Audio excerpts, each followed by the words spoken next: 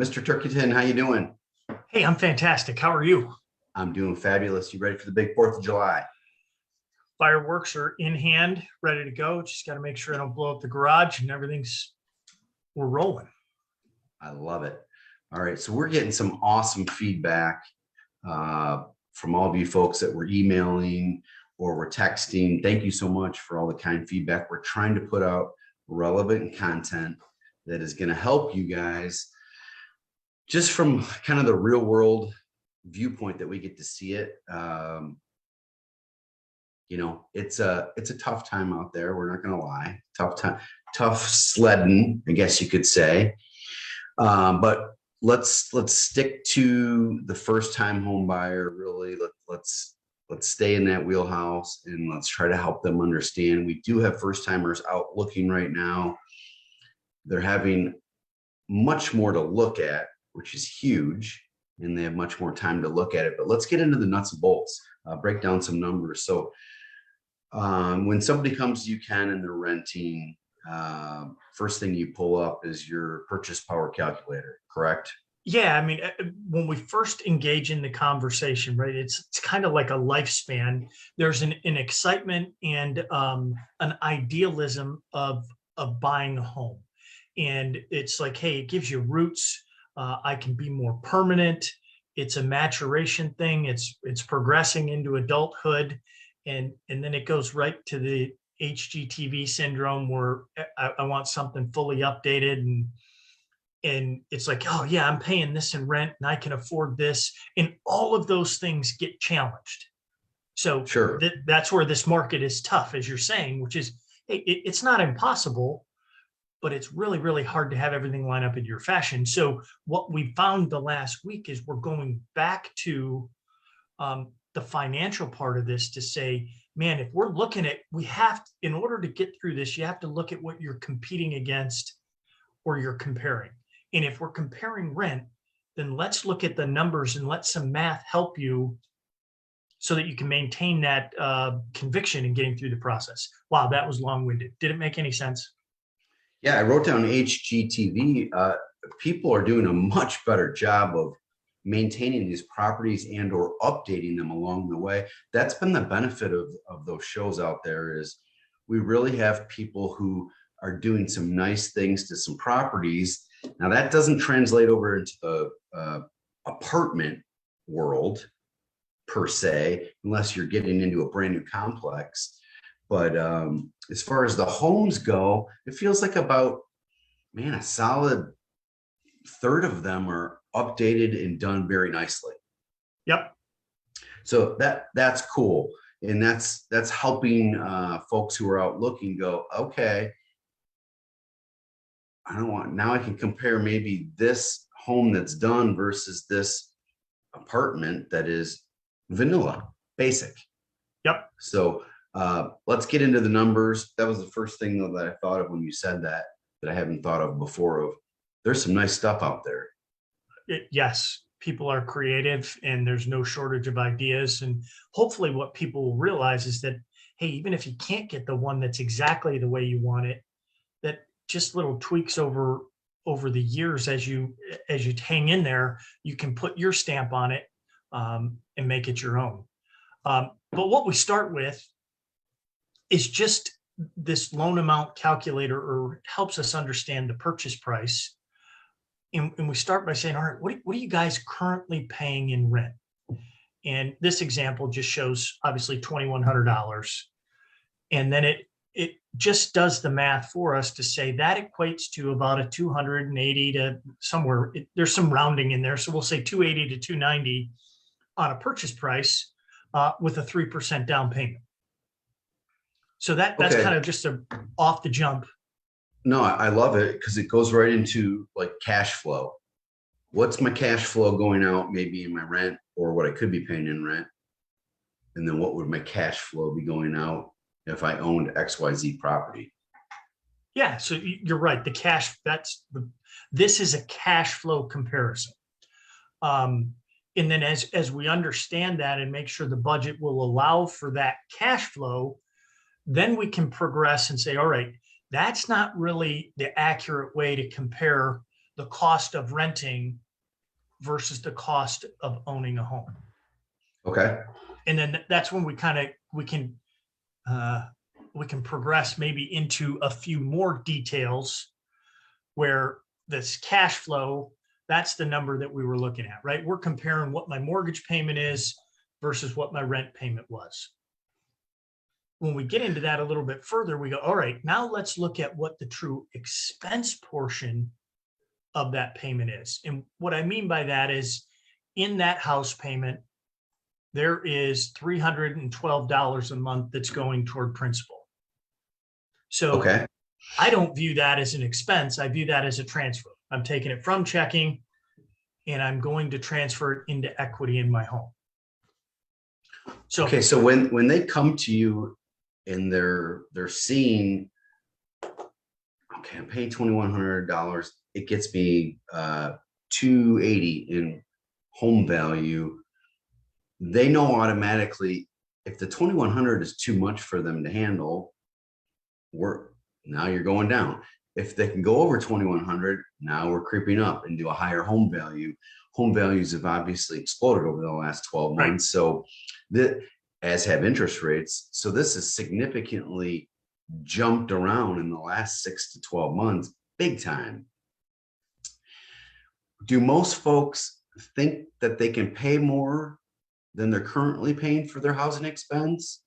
They do. When they're coming up? We're having a few more people that are capped on their qualifications, but most of the folks that we're talking to, it's really around the budget and a comfort where they do have some flexibility, maybe to pay a few bucks more. And then that's when we get to the spot of, okay, I get it. I'm not forcing this or wishing this on you, but if you can afford it and you can get into a home, then we get to this chart off here to the right, which is, the power of home ownership. Or Sure. if we go, all right, again, the true expense, if we're comparing rent versus mortgage, that $2,100 rent payment at a $280,000 home purchase, your true expenses are only $1,786. And that is the interest, property taxes, insurance, and PMI. If you don't own, then you don't have a chance to get at appreciation. And that's the unknown component. You're using 3% as an annual rate. Well, we're almost in back-to-back 20% years. Right. Or yeah. in the last 18 months, which is crazy. Right. In 3 years, there's 46,000 in equity. If, again, this is the pie in the sky number, but if we punch in 5%, now we're at $65,000 in equity. I mean, those numbers are substantial. Even at 2%, there's $37,000 in equity that one would not have had if they were renting. Give me 8%, for example. I mean, this is the part that's not talked about enough of okay, we're not going to be in this home forever. So we're either going to hang on to this property and move up to a new one and rent this one out, or we're going to sell this one and move up and buy another one. Either way, that's a positive because you're not just pouring the money down the drain. I mean, you and I have both had these conversations with our kids as they've been going through this process, right? And when you have a graph or a chart like this, it's just an added tool to say you can't accumulate that much savings or net worth if you don't own a home. So just get in one, because a year, 2 or 3 can go by quickly in renting while you're trying to decide where I want to be for sure, or the ideal house, or I got to have the updated kitchen. And you look at these numbers and you go, just get started, especially if you're first time. Just get started. And we always say there's 3 lanes of diversifying your assets: cash, real estate, and the equity markets. Your 401k, your IRA, your 403b, all the stuff in the market is over there. you got to have a little in cash, you got to have a little in real estate. Bring me down to the lower left, and we're talking about, okay, so what's the cost of entry? What's the difference between getting into a rental and getting into a home at the same amount? Okay, so we Call have 19, 13.5. 20 grand to get into the home, 6,300 to get into the rental. You still need money either way, but with the rental, you don't have the opportunity to pay down the principal balance, and you don't have the opportunity to gain appreciation. And you're moving around every year or 10 months looking at it. Yeah. And that's the other part is if you buy a home, that this payment now becomes fixed. You'll have slight fluctuations with taxes over time, but you don't have to deal with the craziness of a landlord or increased rental prices. So that's another, if we look at the positives of renting, you can somewhat secure that payment and you've got that number dialed in for as long as you maintain that mortgage. Okay, so most people are saying, I think I can pay a little bit more in housing to get into home ownership right now. Yep. I'll pay more in housing. Now, that may mean that I have to adjust some things on the backside, such as whether it's credit card debt or vehicle payments or student loan payments. They might have to make tweaks, adjustments, etc. But most of the first timers are getting money gifted to them from their folks.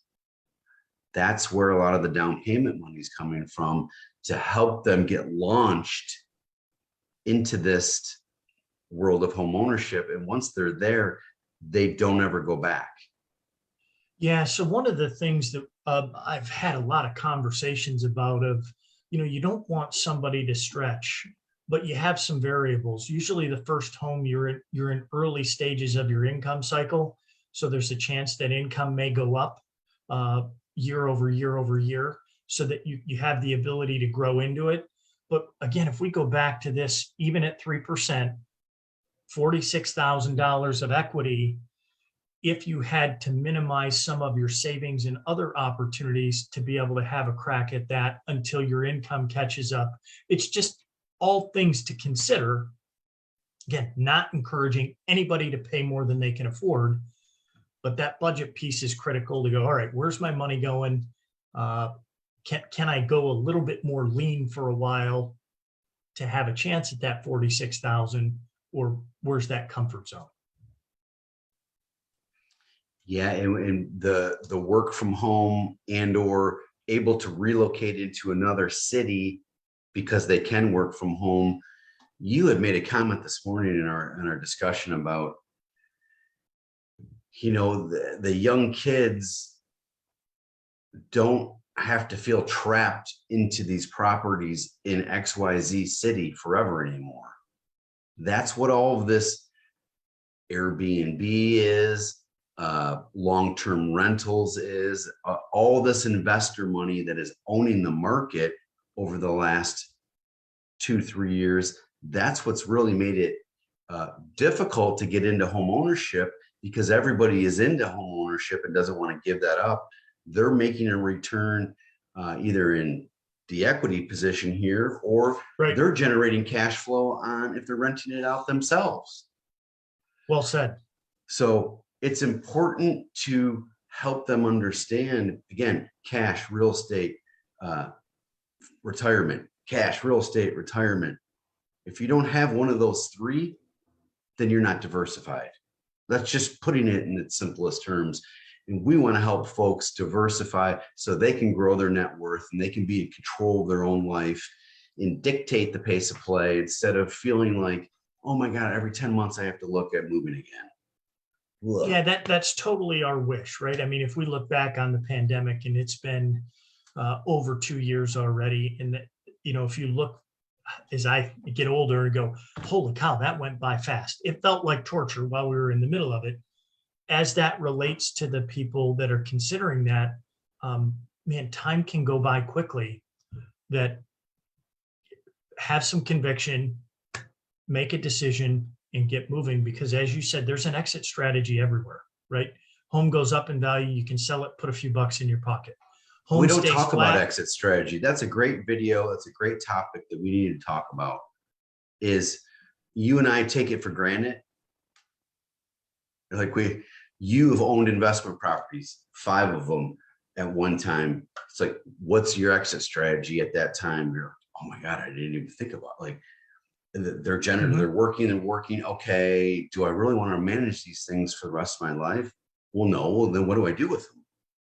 Do I have to sell one at a time or 2 at a time? It was just interesting. That's a good topic, and one that I don't think you and I talk about enough of. It's okay to put your home on the market to lease it. You don't have to sell it. It's well said. Yeah. Yeah, And, and and, people and don't think that way. They think that I've got to sell it. What can you do before you put it on the market to rent it out? You're going through a ton of those discussions right now. I want to move up. I don't want to sell this property. What do I do? How do I access the cash? How do I make this move, this jump? So that's a thanks good for the point. I think reminder. that that's the other wish that we have, right? Which is, if something is top of mind, reach out, begin the conversations. It doesn't mean when you call us that you have to take a mortgage application. I mean, there's so much forethought, and make sure you give yourself a buffer to be able to do the things that may be needed in order to get you in the perfect spot. If you take a vacation down to Florida, chances are you're going to say, man, I really want to buy a house down there. It's Like, cool. just realize that before you get on the plane of, oh boy, this might happen. Significant other. I know we're going to see something and go, oh It's my well God, said. I want to do something. All right. Great job. First timers or anybody thinking to move, just call us. We'll help you work through all that stuff. Thanks for sharing, Ken. All right, man. Till next week. Later. Yep. Bye.